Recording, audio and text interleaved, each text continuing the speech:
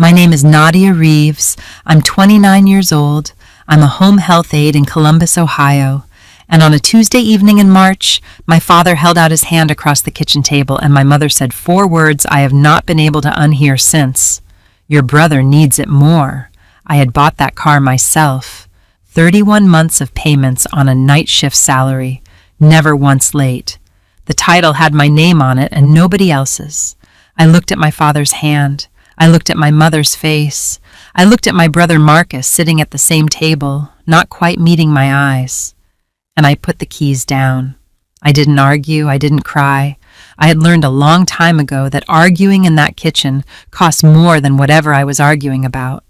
3 weeks later, my phone rang at 6:47 in the morning. It was Marcus. He could barely speak.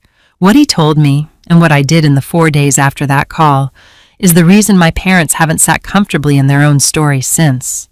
If someone has ever looked at something you built with your own hands and decided it belonged to someone else, this one is for you. Welcome back to Revenge Cold Stories. Drop your first name and your city in the comments. Subscribe before we go any further, because the call Marcus made at 6:47 in the morning changed everything. And not in the way any of us expected.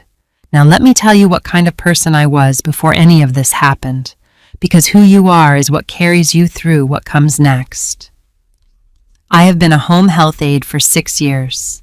If you don't know what that work actually involves, I want to tell you precisely, because precision is the point.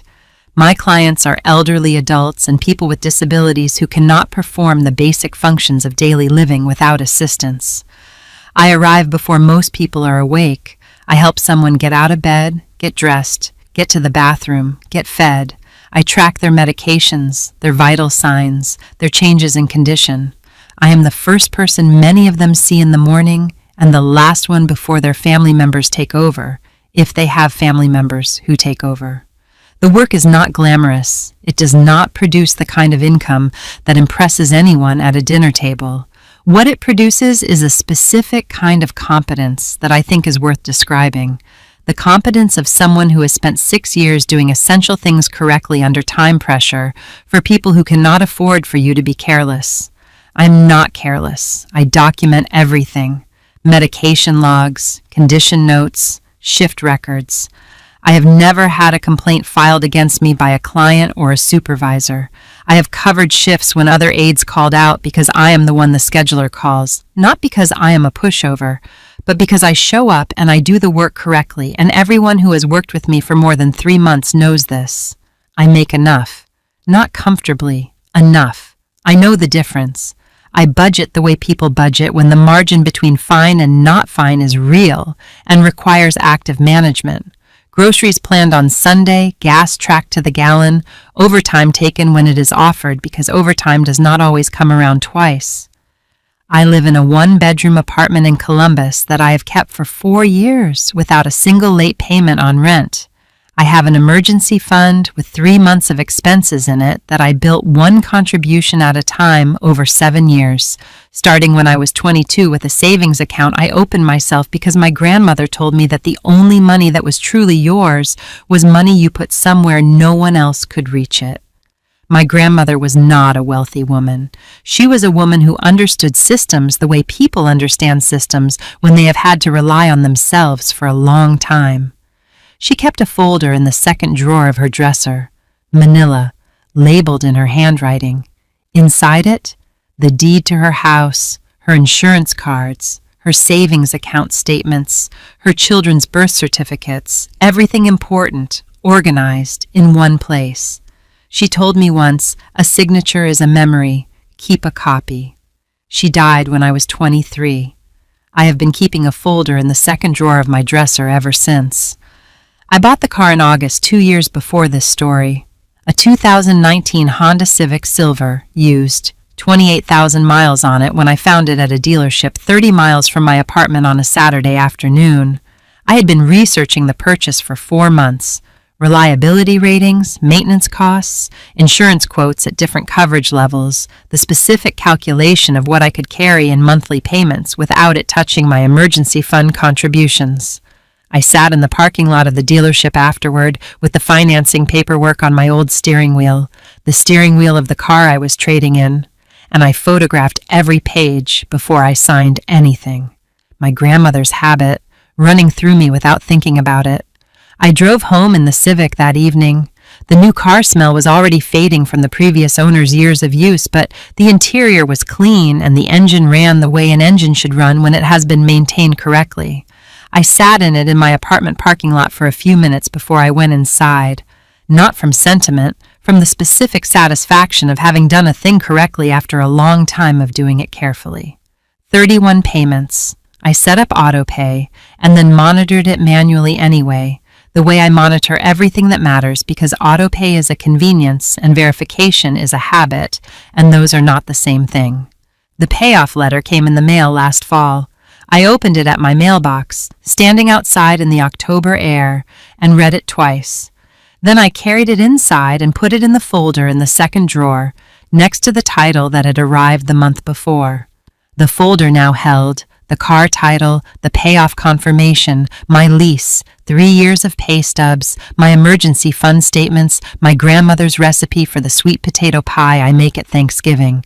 The recipe had always been at the front. It stayed at the front. What feeds you and what protects you in the same place. I had never thought of it that way until I had reason to. My brother Marcus is 26. I want to describe him accurately because I think stories like this one are better when they are accurate about the complicated people in them, rather than flattening everyone into simpler versions of what they were. Marcus is not a bad person. I want to say that plainly because it is true, and because saying it while also telling you what happened is the honest way to do this. He is 26 years old and charming and not malicious, and also has not yet, in 26 years, been required by the circumstances of his life to develop the kind of discipline that requires. He lost his car 8 months before the kitchen table. Repossession. He had been behind on payments for 4 months and had not told anyone in the family until the car was already gone. Not because he was trying to deceive us, I think, but because he operates on the specific optimism of someone who has always been rescued at the last moment and genuinely expected rescue again. He was using rideshare to get to delivery shifts. The math on that, the cost of rideshare subtracted from delivery earnings, produced a number that wasn't sustainable.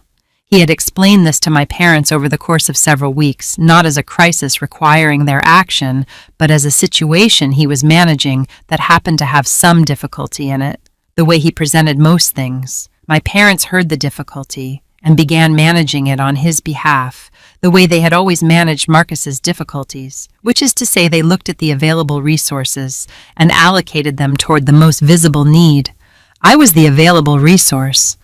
I need to tell you about my parents without reducing them to the role they play in what happened, because that is the accurate way to tell it. My father, Gerald, is 57. He worked construction for 30 years. He is a man who built things with his hands for other people's projects and came home tired and managed a family on wages that required management and loves his children in the specific way of a man who expresses love through action rather than language. He is not cruel. He is not calculating in the way of someone who intends harm. He allocates resources toward the most acute visible need because that is how you manage a construction project, and it is also, unfortunately, how he has always managed his family. The problem with that framework, and I have thought about this more since the kitchen table than I thought about it before, is that it only accounts for the need that announces itself. It is never accounted for what it costs the person the resource is taken from, because I have never been the person who announced costs. I have always been the person who absorbed them quietly and kept going. My mother, Denise, is 54. She loves both her children fully and has never once, as far as I can tell, understood that loving them differently was a different thing from loving them equally. Marcus's distress is loud. It fills rooms, it produces phone calls, it creates the specific ambient pressure of a problem that has not been resolved. And Denise cannot tolerate unresolved pressure in the people she loves. She manages it because managing it brings the pressure down. My distress has always been quiet. Quiet distress in my family's system is not registered as distress. It is registered as competence. You're so strong, Nadia. You always land on your feet. My Aunt Patricia said this to me once. I will get to Patricia, and when she said it, she meant it as a compliment, and what I heard was the accurate description of a system. I always land on my feet because I have never been caught when I fell. And the family's conclusion from this data point was not that I deserved more support, it was that I needed less. Strength in my family had always been treated as a reduced need rather than a sustained effort. I had been paying the cost of that misclassification for 29 years. The dinner on Tuesday was not announced as a transaction. My mother called Sunday and said, "Come over Tuesday, I'm making food." This is how every extraction in my family has begun, with warmth and domesticity, with the smell of cooking before the ask, with the specific comfort of a home that has always been home before it becomes the place where a decision gets announced. I arrived at 6:30. Marcus was already there, which was the first unusual thing. Marcus is late to everything. Marcus being early meant Marcus had been briefed. The food was on the stove. The table was set. My father was already seated. My mother brought food to the table, and we started eating, and the conversation was normal family conversation for approximately 12 minutes. Then my father set down his fork. He explained the situation the way he explains construction logistics. Here is the problem, here is the solution, here is the implementation. Marcus had shifts he could not reach. The rideshare cost was unsustainable. I had a car. Most of my clients were within 2 bus routes. This was presented as an analysis rather than a request, the way you present a plan to someone whose cooperation is assumed. My mother said the 4 words, "Your brother needs it more." I looked at the table. I looked at my father's hand, already extended. I looked at Marcus, who was looking at a spot approximately 6 inches in front of his plate. I thought about the title in the folder in the second drawer.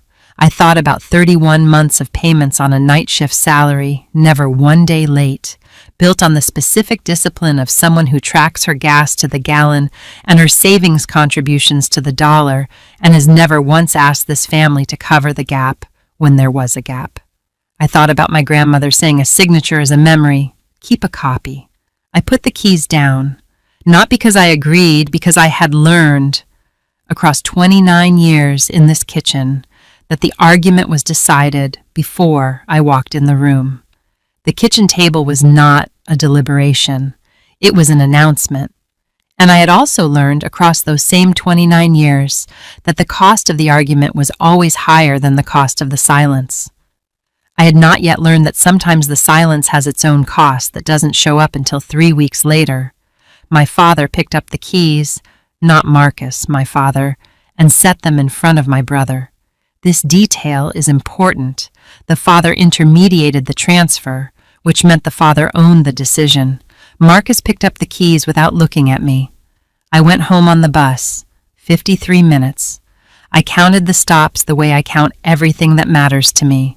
Precisely, without interpretation, just the number as the number. I went to the second drawer when I got home. I took out the folder. I looked at the title. I looked at the payoff letter. I put the folder back. I went to bed. I had a first client at 7:30 the next morning, and the bus would take 53 minutes, and I needed to be on it by 6:40. I did not know yet what I was going to need the folder for. I would find out at 6:47 in 3 weeks. The morning after the kitchen table, I woke up at 5:45, the way I always wake up without an alarm, the specific internal clock of someone who has worked early shifts long enough that the body stops needing to be told. I made coffee. I checked my schedule. I looked up the bus route to my first client and confirmed the timing.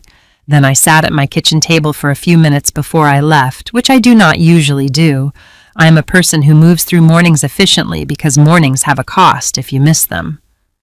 And I thought about the folder in the second drawer, not sentimentally, practically. I was thinking about the insurance card inside it. The car was still on my insurance policy. I had not called to make any changes because it had been less than 12 hours since the keys left my hand, and I had not yet had the bandwidth for the administrative work that follows a thing you did not choose.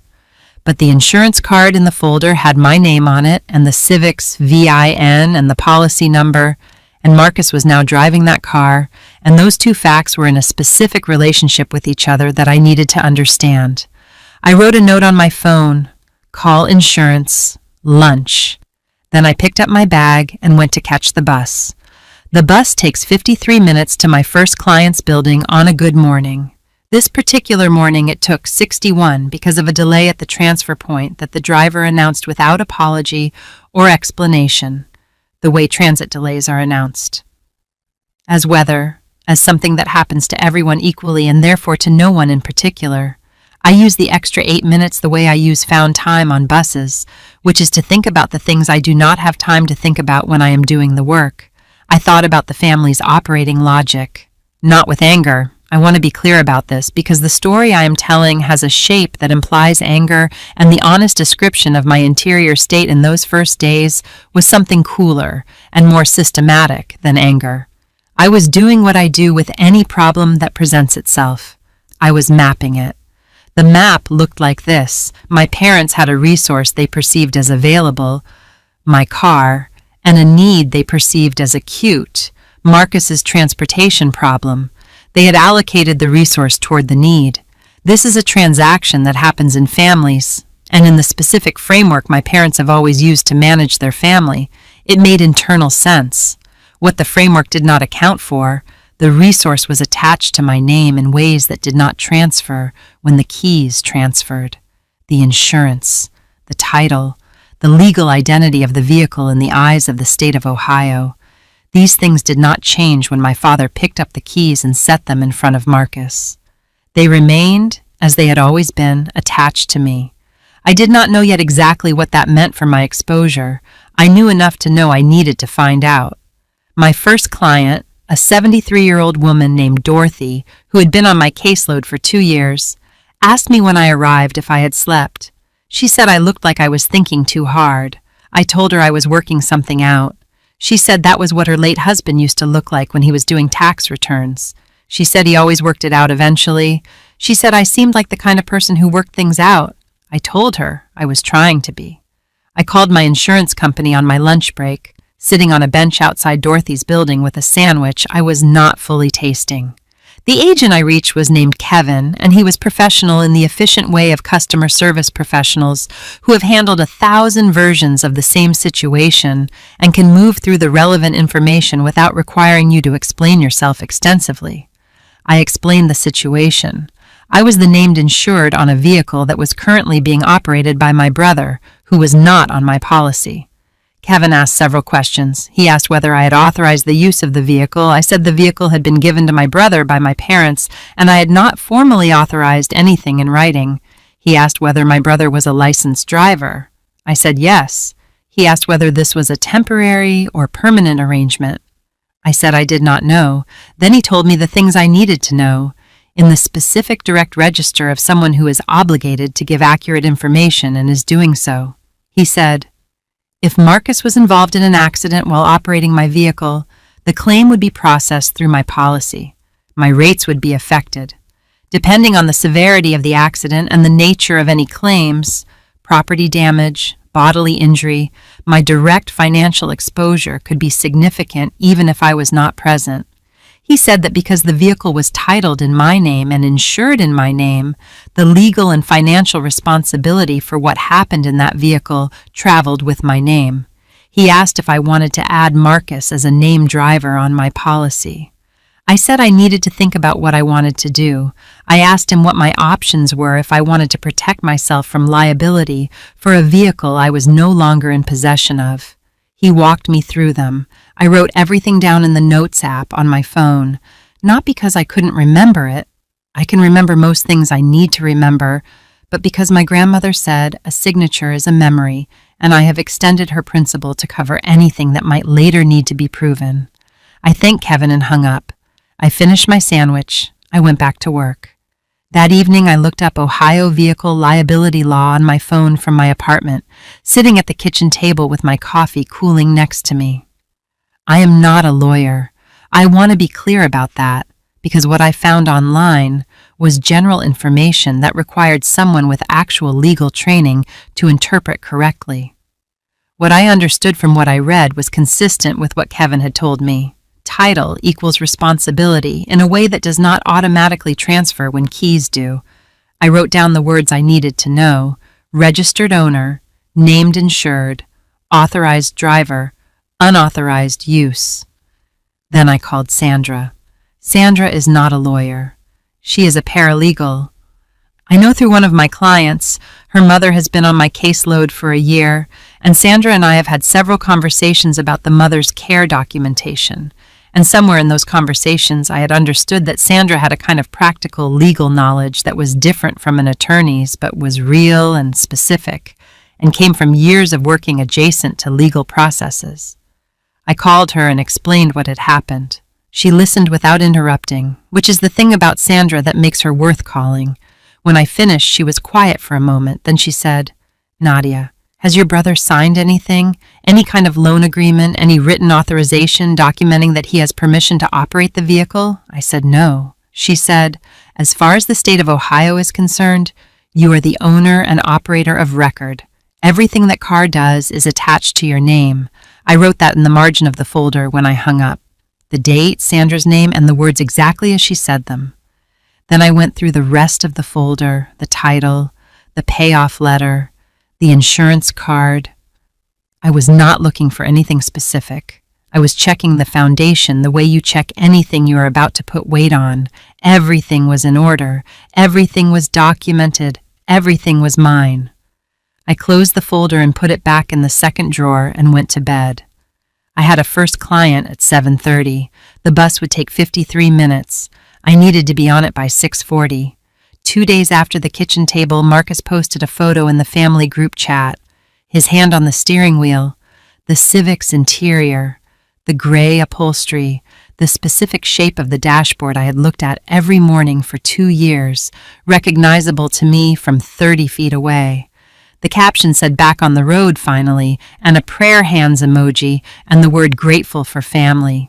My parents both liked it within the hour. My mother commented a heart.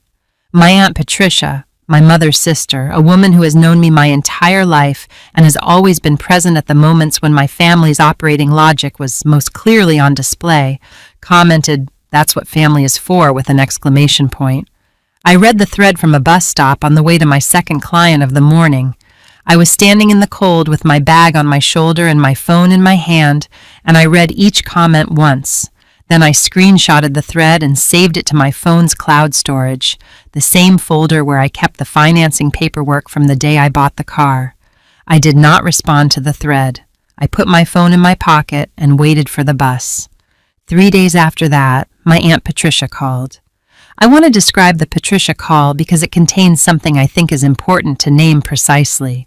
She called on a Saturday morning when I was at my apartment doing the week's grocery planning, a task I do with a list and a budget, and the specific discipline of someone for whom unplanned grocery spending has real downstream consequences. She said she wanted me to know that my parents knew it hadn't been easy. She said Marcus had been really struggling. She said I was so strong and always landed on my feet, and that Marcus just needed a little more help sometimes. "You're so strong. You always land on your feet." I had heard versions of this sentence my entire life. It had been said to explain why Marcus got resources I didn't get, why family attention flowed in a direction that was not toward me, why the things I built quietly on my own never seemed to accumulate into the kind of story the family told about themselves with pride. What the sentence meant translated into its functional logic. Because I had managed without help, I did not need help. Because I had been resilient, my resilience was available for others to rely on. My strength was not being celebrated, it was being spent. I thanked Patricia for calling. I told her I appreciated her thinking of me. I did not say what I was thinking, which was that strength is not the same as unlimited, and that the family had been making withdrawals from a margin they had never been invited to measure. I hung up and went back to my grocery list. The week after the kitchen table, I mapped my clients against the bus routes.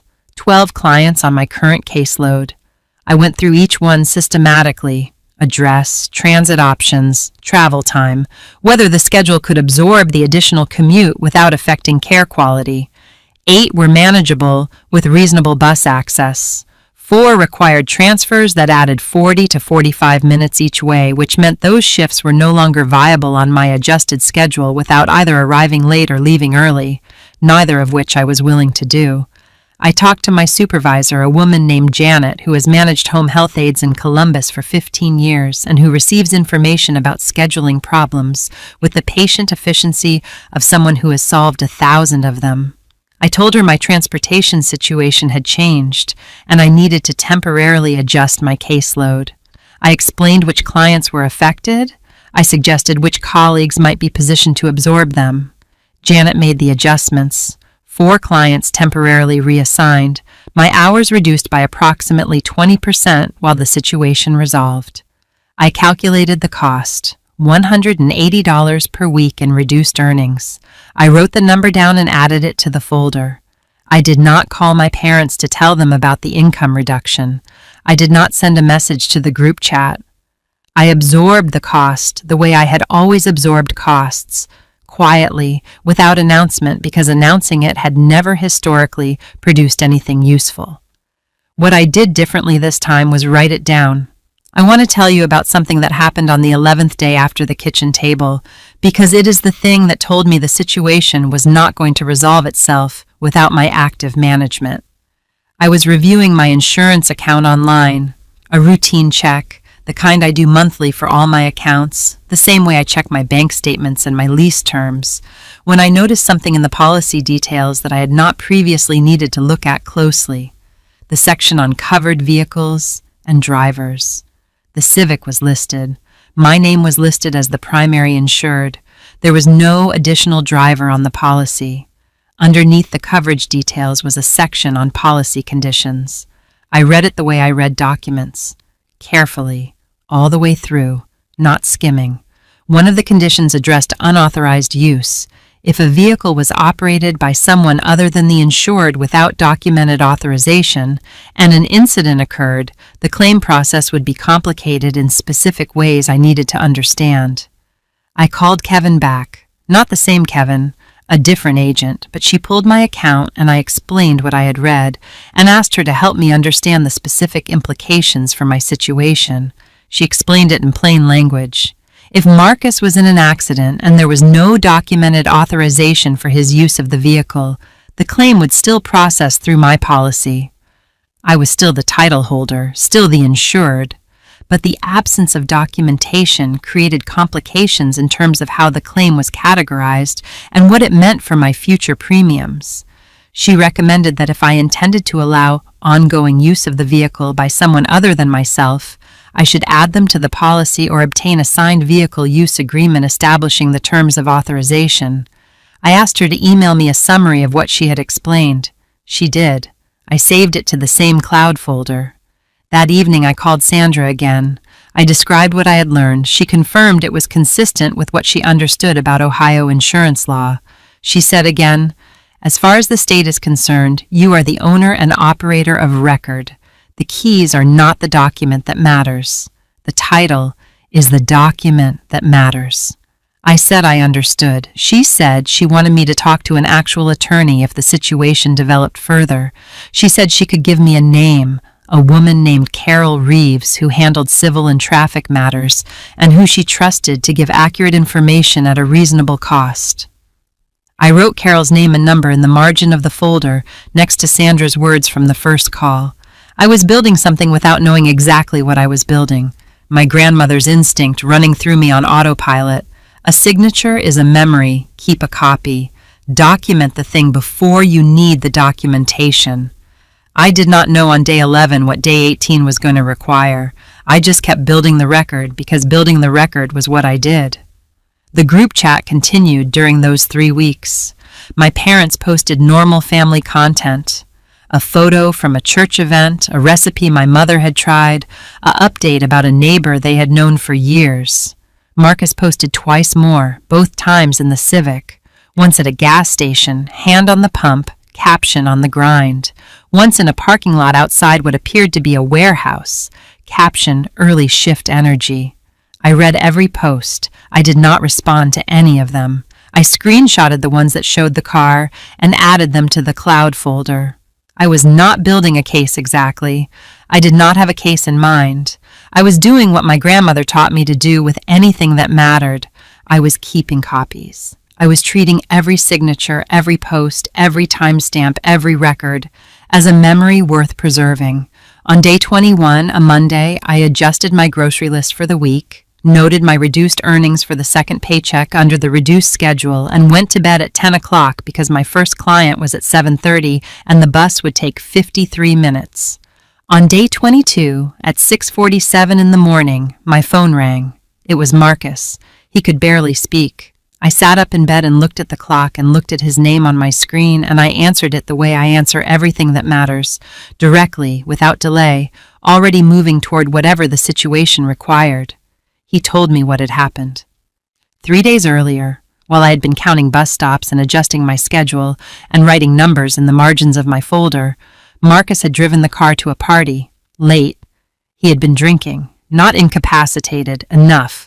Coming out of a parking structure, he had misjudged the turn radius and clipped a parked car, a BMW. He had gotten out and looked at the damage. Then he had gotten back in the Civic and driven away. The owner of the BMW had reviewed the parking structure camera footage. The camera had the Civic's plate number, the timestamp, and enough image quality to confirm the make and model. The owner had filed a police report. The police had run the plate. The plate came back to me. There was now a hit-and-run investigation in the state of Ohio with my license plate at its center. The investigating officer had called my phone. I had been on a night shift with my ringer off and left a message at 11:43 p.m. 2 nights ago asking me to call back regarding a traffic incident involving my vehicle. I had 24 hours, approximately, before not returning the call became its own problem. Marcus, on the phone, was the specific scared of someone who has done something that cannot be undone and is calling the one person who always picks up because he does not know what else to do. I told him I would call him back. I hung up. I sat on the edge of my bed in the early morning dark with my phone in my hand, and I did not panic. I want to be honest about this because I think people expect panic in a moment like this. And panic is not what arrived. What arrived was the specific, cold clarity of someone who has been calculating the load on a structure and has just watched the load exceed what she estimated. I opened the folder on my phone, the cloud version, the one with every document I had photographed and saved over the past 3 weeks, the insurance summary Kevin's colleague had emailed, the screenshots of Marcus's group chat posts with the car, Sandra's words in the margin photo, the title photograph. Everything I had been building was already there. I looked at the time, 6:52, my first client at 7:30, the bus in 38 minutes. I opened my notes app. I wrote 4 items in the order I would address them.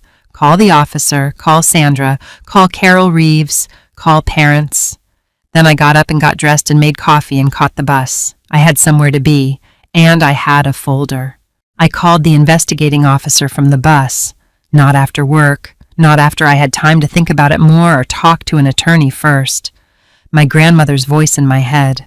When someone in authority leaves you a message, you call them back before they have to call you twice. His name was Officer Brennan, and he answered on the second ring with the neutral professional tone of someone who processes these calls regularly and reserves judgment until he has information. I told him my name. I told him I was returning his call regarding an incident involving my vehicle.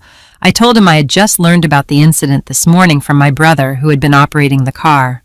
He asked me to confirm the plate number. I confirmed it. He asked if I had been operating the vehicle on the night in question. I told him no. I told him I had been working a night shift at the time and could provide my timesheet and shift records confirming my location. He asked who had been operating the vehicle. I told him my brother's name, Marcus Reeves. I gave him Marcus's contact information, his address, his phone number. I told him the vehicle had been given to Marcus by my parents, Gerald and Denise Reeves, and that there was no formal written authorization documenting the arrangement, but that I could provide the names and contact information for everyone involved. I gave him my parents' information as well. He asked if I wanted to file a complaint against the person operating my vehicle. I told him I needed 24 hours to consult with an attorney before I answered that question. He said that was fine. He said he appreciated my calling back promptly. He said based on what I had described, my cooperation was noted in the file, and that the investigation would proceed from here through the appropriate channels. I thanked him. I hung up. The bus was at my transfer point. I had 4 minutes before the connection. I used 3 of them to text Sandra, "Need Carol Reeves' number today, please." Sandra sent it before I reached my seat on the second bus. I called Carol Reeves on my lunch break from a bench outside my second client's building, the same bench where I had eaten the sandwich I didn't taste 2 weeks earlier. Carol Reeves answered her own phone, which told me something about the size of her practice and also about the kind of attorney she was. Not insulated behind layers of staff, accessible, the kind of professional who takes a call because the call might matter. I gave her the situation in the order it happened: the kitchen table, the keys, the 31 payments, the title still in my name, the insurance in my name, the 647 call, Officer Brennan, the hit-and-run investigation. She listened to all of it without interrupting. When I finished, she said, "Do you have documentation?" I told her about the folder. She was quiet for a moment in the specific way of someone reorganizing their assessment of a situation. Then she said, "I'd like to meet with you this week. Can you come in Thursday?" I said yes. She said to bring everything: the folder, the cloud backups, the insurance correspondence, the police report number, and anything else I had documented. I said I had been documenting since the day after the kitchen table. She said that was going to matter. Thursday morning, I sat across from Carol Reeves in a small office in Columbus with good light and 2 chairs that did not match each other and a desk covered in organized stacks of files.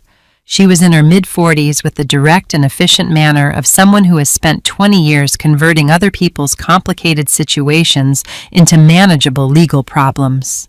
She went through everything I had brought. Not quickly, carefully, the way you read a structure before you assess it. She confirmed what I already understood. My liability as the registered owner and named insured was real, but it was manageable because I had not been operating the vehicle. The documentation of my work schedule, time-stamped shift records from my employer, placed me at a client's home at the time of the incident. This was not a small thing. This was the difference between being the subject of an investigation and being a witness to someone else's choices. She explained Marcus's exposure plainly. Leaving the scene of an accident was a misdemeanor in Ohio. Operating a vehicle under the influence, even if not charged separately, would be a factor in how the investigation and any subsequent proceedings were handled. The parking structure camera footage, which the BMW owner had provided to the police, was apparently clear. Then she told me something I had not known. She said I had the legal option to formally report the vehicle as operated without my consent, not stolen because I had given the keys to my parents who gave them to Marcus, and that chain of transfer created a different legal situation than theft. But unauthorized use by a third party was a distinct legal category, and filing that report would create an official record separating my name from Marcus's actions. She said the report would not protect me from all consequences. My insurance was still involved because the vehicle was titled to me, but it would substantially reduce my direct liability and create documentation that distinguished what I had done from what Marcus had done. I asked her what filing that report would mean for Marcus. She told me directly. It would add a layer to his existing exposure. It would make his legal situation more complicated, not less. I sat with that for a moment. I want to tell you what I thought about in that moment because I think it matters for understanding the decision I made. I thought about Marcus sitting at the kitchen table not meeting my eyes. I thought about the group chat post, his hand on my steering wheel, grateful for family. I thought about the 647 call, his voice barely there, scared in the way of someone who had run out of road and called the one person who always picks up. I did not think he was a bad person. I have told you that before, and I want to say it again here because it was true in Carol's office as much as it was true anywhere else. He is 26 years old and has never been required by his circumstances to develop what I developed by necessity, and some of that is his responsibility, and some of it is the responsibility of the system he grew up inside. But my name was on a police report for something I did not do. My insurance was about to be affected by a decision I did not make. I had spent 22 days riding buses and losing $180 a week and building a paper trail by instinct before I even knew I needed one. I told Carol to file the report. She filed it that afternoon. Day 3 of the 4 days was the parents. I called my father. Not at the kitchen table, on the phone, where the conversation belonged to 2 people and not to the room. Gerald answered on the 3rd ring. He sounded like he had been expecting a call, but not from me specifically. I told him what had happened, the hit and run, the investigation, my name on the police report, Officer Brennan's call, Carol Reeves and the $400 legal fee, the formal report I had filed establishing Marcus as the unauthorized operator. I told him I had removed the car from my insurance policy effective that morning, which Carol had advised as the appropriate step given the circumstances. Whoever drove that car next would need to arrange their own coverage. I told him I would not be intervening in whatever Marcus faced from the state of Ohio. That was between Marcus and the consequences of what he had done. Then I said the only thing I said in that call that was not a recitation of facts. I said, "You told me Marcus needed it more. I need you to understand what more actually cost." My father did not say anything for a long moment. When he spoke, his voice had the quality of a man who has been handed an accounting he had not run before and is looking at numbers he did not expect. He said, "We didn't think it through." I said, "I know." I hung up. Denise called 40 minutes later. She was crying, the specific crying of a woman who loves her children and has just learned that protecting one of them from discomfort had transferred that discomfort to the other at a cost she had not calculated. She said she hadn't known. She said Marcus had told them it was a small thing, a parking lot, not serious. She said she was sorry, Nadia. She was so sorry. I listened to all of it. I said, "I know, Mom." I meant the "I know" in the full, complicated way of someone who has spent 29 years inside a system. She understands, even when it fails her. I knew my mother was sorry. I knew she had not intended the outcome. I also knew that intending something and being responsible for it were not the same category, and I had learned that distinction from the same legal situation that had taught me a lot of things in 4 days. I did not say more than I meant. I said, "I know," and I let that be enough for that call. Day 4 was the title. Carol filed the paperwork establishing the formal record of unauthorized third-party operation. She confirmed that my insurance company had been formally notified and that my direct liability had been substantially reduced as a result of the documentation we had built. She also drafted something I had not known to ask for, a vehicle use agreement, 2 pages. It covered the terms under which Marcus could operate the vehicle going forward, insurance requirements, liability allocation, a monthly payment of $200 toward the arrangement, notarized signatures from both parties. She said, "If you want to continue allowing use of the vehicle, this is how you do it in a way that protects you. If you don't want to continue, this document also establishes the formal termination of any prior arrangement." I told her I would think about it. I took the draft home. I put it in the folder. Marcus called twice on day 4. I did not answer either call, not from cruelty, from the simple recognition that I was not yet ready for that conversation, and I was not going to have it before I was ready. I went to work. I took the bus. I counted the stops. Marcus called again 2 weeks after the 4 days. I answered. The conversation was 38 minutes. He was not fully the person the conversation needed him to be yet, not in the way I needed, not with the kind of accountability that comes from someone who has fully arrived at understanding what they cost someone else. But he got closer than I expected. He said he should have said no at the table. He said it halfway through the call, not as the main point, but as something that had been sitting in him and came out sideways, the way real things sometimes do. I wrote it in the margin of the folder when we hung up. Not because it was enough, because it was a start, and starts are different from enough, and I have learned to track the difference. I sent him Carol's draft vehicle use agreement the following day with a text that said, "If you want to keep using the car, this is how it works now." He signed it 2 days later. I had it notarized. It went in the folder with a new tab. My father transferred $400 to my account on a Sunday morning 6 weeks after the 4 days. No note, just the transfer. Time-stamped 8:17 a.m., which is when my father has his coffee on Sundays before church. I was on the bus to my first client when the notification came through. I looked at it for a moment, then I photographed it and saved it to the cloud folder and put my phone in my pocket. It was not an apology. It was not a conversation. It was $400 transferred on a Sunday morning by a man who does not have the language for direct apology, but had found another way to say something true. I filed it in the folder. Some things are only sayable in transfers. My mother calls on Sundays now. The calls are shorter than they used to be and more honest. She asks how I am doing, and she waits for the actual answer, which is a thing she did not used to do.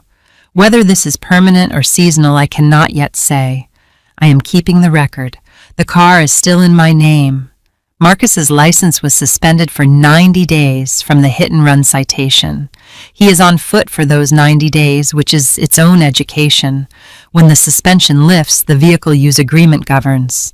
$200 monthly deposited directly to my emergency fund. Insurance, in his name for his use. Every term documented. Some things stay in your name until you decide otherwise. This one I am still deciding. The folder holds the title and the agreement and the payoff letter and every document I have added since the Tuesday in March when I put the keys down. The sweet potato pie recipe is still at the front. What feeds you and what protects you in the same drawer. I have stopped seeing them as different categories. Here's what I want to leave with you. My grandmother did not leave me money. She did not leave me property or a name that opened doors or connections that smoothed the path. She left me a habit. Document what is yours. Keep copies. Treat every signature as a memory worth preserving. That habit, built from her instruction and maintained across 6 years of home health aid work where documentation was professional survival, is the reason that when Marcus called at 6:47 in the morning, I had something to work with. Not luck. Not a dramatic reversal. A folder in the second drawer that had been built one document at a time across 31 months of payments and 1 week of careful attention. The lesson is not about cars. The lesson is about the record. If you are the person in your family who handles things quietly, who absorbs the cost, adjusts the schedule, counts the bus stops, and never announces the number, I want you to hear this clearly. The strength that lets you do all of that is real, and it is yours. But strength is not the same as unlimited. You have a margin. You are allowed to know what it is. Document it. Not for a lawsuit, not for revenge, because the record is how you know the truth of what happened when the people around you are offering a different version, because the record is what stays accurate when memory gets revised by guilt or justification, or the ordinary human tendency to remember things in the way that is most comfortable to remember them. A signature is a memory. Keep a copy. Tell me your first name and your city in the comments. Tell me if you have ever been the one who handled it, quietly, without announcement, while someone else got the credit and the resources and the family's attention. Tell me if you kept the record. And if this story found something true in you tonight, share it with someone who needs to hear it. Not because it will fix their situation, because sometimes the most useful thing you can give someone is the words for something they have been living without language for. Subscribe to Revenge Cold Stories. Come find us on the channel. Because every story here is about someone who built something real, in the quiet without anyone watching, and what happened when the people who ignored it finally had to reckon with what they missed. The stories are there. The next one is already waiting. I'll see you in the next one.